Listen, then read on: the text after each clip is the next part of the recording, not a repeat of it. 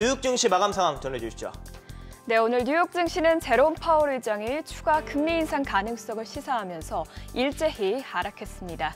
금리 동결을 대세로 점치는 시장에 대해 파월 의장이 경고를 보낸 것으로 보입니다.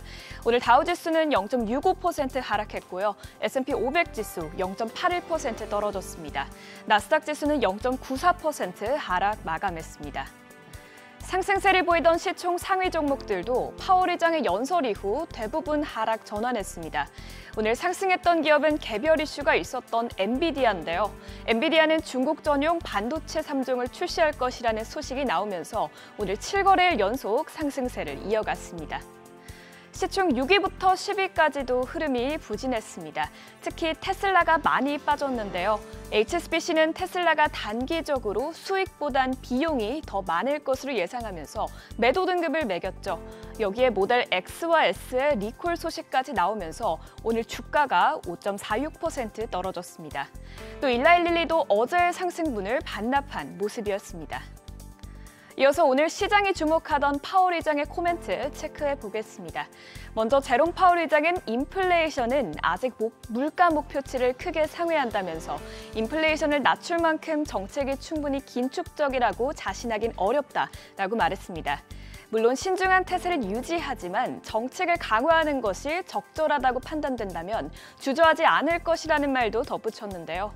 사실 그동안 FOMC 회의에서 해왔던 발언들과 비슷한 부분도 많았습니다. 하지만 아직 추가 금리 인상 가능성을 반복한 점이 시장의 기대감에 찬물을 끼얹었던 것으로 보이고요.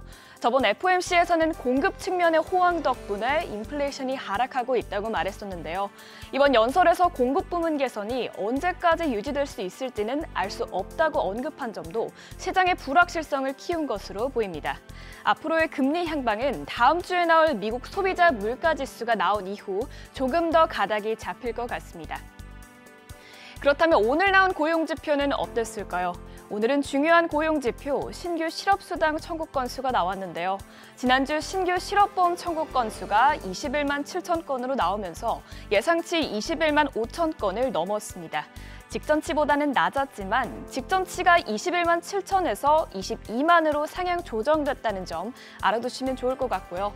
그리고 이번에는 2주 이상 실업수당을 받는 실업자 수에 조금 주목해 봐야 할 것 같습니다. 계속 실업수당 청구 건수는 183만 4천 건으로 올해 4월 이후 가장 높은 수준입니다.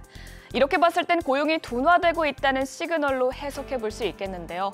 일각에서는 UAW 파업으로 인해 일시적으로 실업자 수가 늘어난 것일 수도 있고 아직까지 수치가 21만 건에 머물러 있다는 것은 고용 시장이 확장 추세에 놓여 있다고 볼 수 있겠습니다. 오늘 국채금리도 흐름을 보시면요. 장기물과 단기물 모두 상승했습니다. 특히 국채 입찰 결과가 나온 이후 국채금리가 크게 올랐는데요. 오늘 240억 달러 규모의 30년물 국채 입찰의 수요가 부진하게 나왔습니다. 예상 수익률과 낙찰 수익률의 차이가 5베이시스 포인트 나면서 30년물 국채금리를 사기 위해 투자자들이 훨씬 많은 돈을 얹고 매수해야 했죠. 30년물은 오늘 4.77%를 기록했고요. 10년물은 오늘 4.62% 기록했습니다. 4.5%가 국채금리의 저항선이었는지는 계속해서 지켜봐야 할 것 같습니다. 유가는 이제 중동 분쟁 이슈보다는 수급적인 이유로 등락이 더 큰 영향을 받고 있습니다.